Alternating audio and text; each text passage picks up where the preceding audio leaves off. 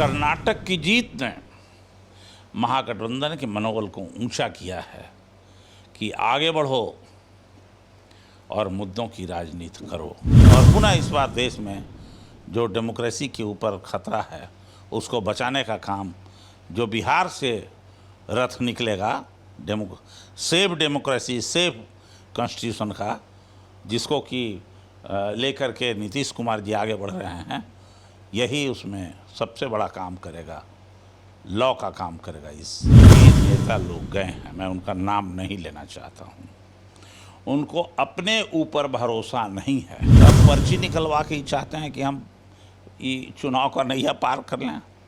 पर्ची निकाल के चुनाव का नैया पार होगा?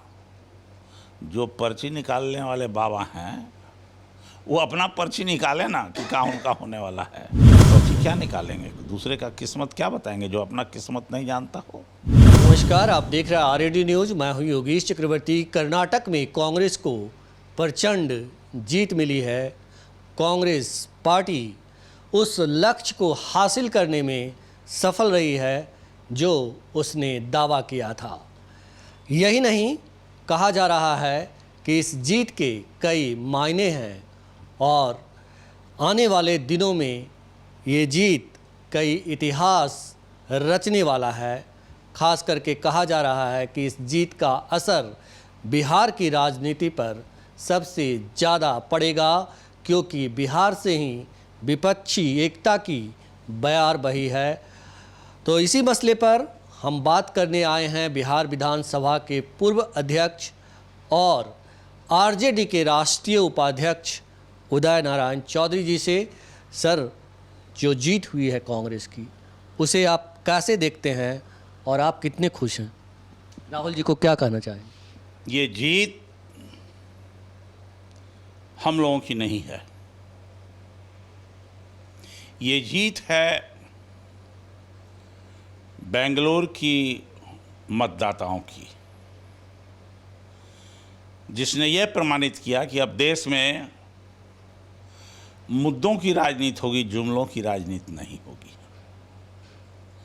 बेंगलोर की जनता ने प्रमाणित किया कि धार्मिक अंधविश्वास और रूढ़िवाद फैलाने वाले लोग जो विकास का काम करते नहीं, रोजी रोजगार का बात नहीं करते, खेती किसानी का बात नहीं करते, बच्चों की पढ़ाई का, स्वास्थ्य का बात नहीं करते, वो केवल करते हैं बजरंगबली की बात कि जब वोट देने जाइए तो बजरंगबली का नाम लेकर के बटन दबाइए।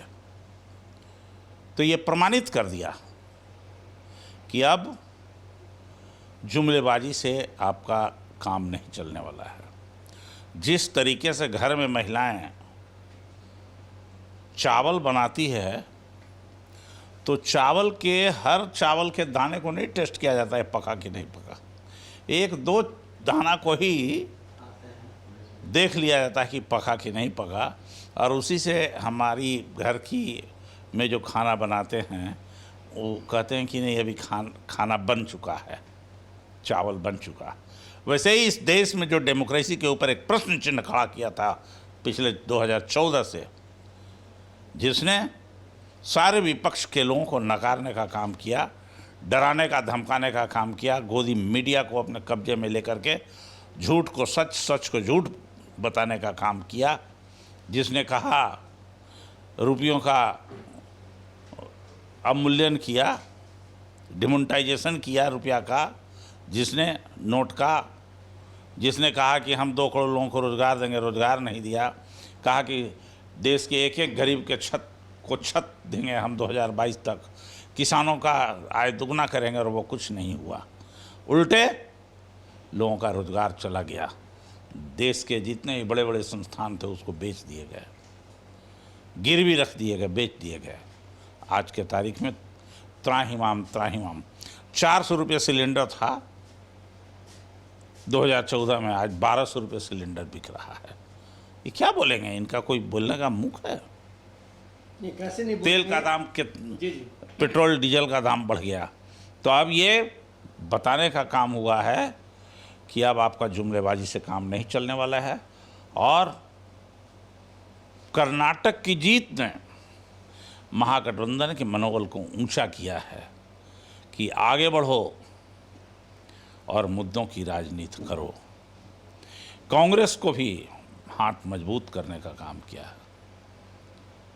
राहुल गांधी ने अपनी प्रमाणित किया है अपने कर्मठ संघर्ष से, जिसको पप्पू कह के अपमानित करने का काम करते थे, तो दूसरों को अपमानित करने वाले खुद अभी अपमानित हो रहे हैं। सर, क्या आपको लगता है कि 2024 के लोकसभा चुनाव के नतीजे भी कुछ इसी तरह चौंकाने वाले होंगे?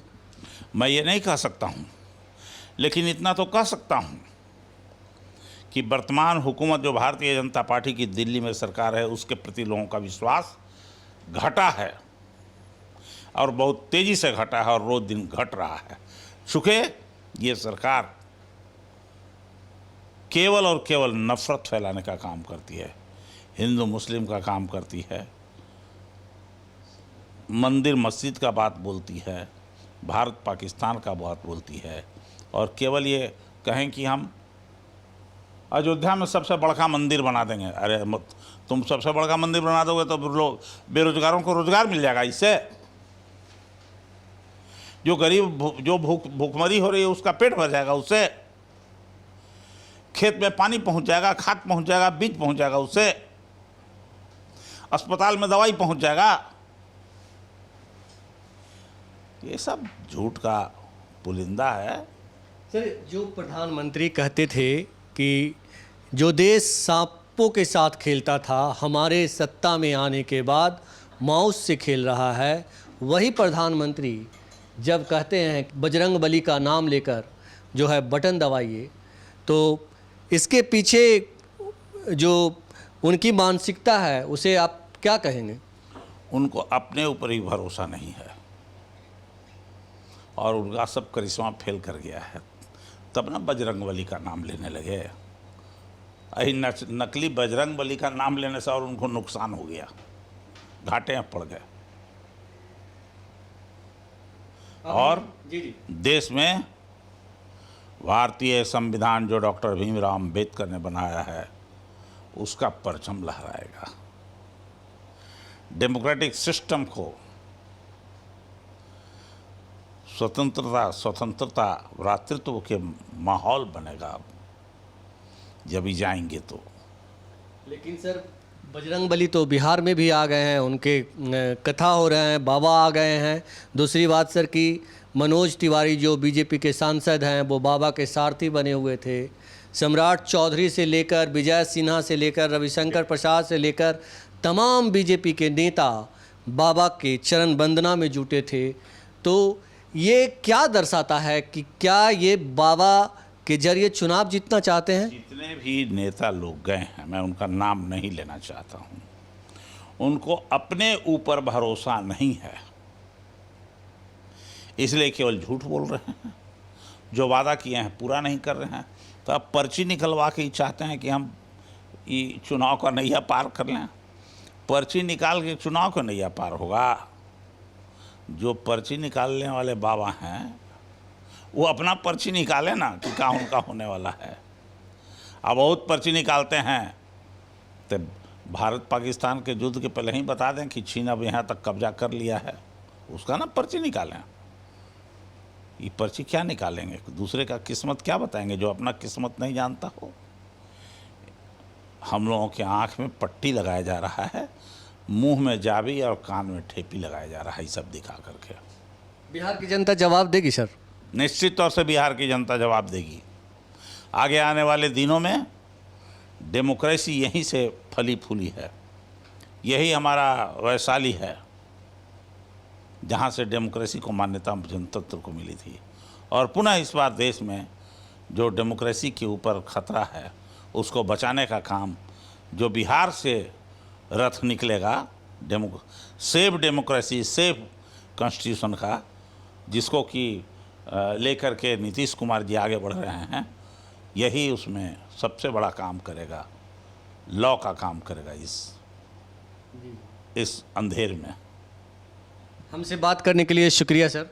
बहुत बहुत धन्यवाद आपको। तो ये थे बिहार विधानसभा के पूर्व अध्यक्ष और आरजेडी के राष्ट्रीय उपाध्यक्ष उदय नारायण चौधरी, जिनका कहना था कि बिहार की धरती बेहद ही उर्वरक है, यहाँ की जनता बेहद ही जागरूक है और जो अंधकार फैला है देश में उसे इस बार भी बिहार से ही प्रकाशित किया जाएगा।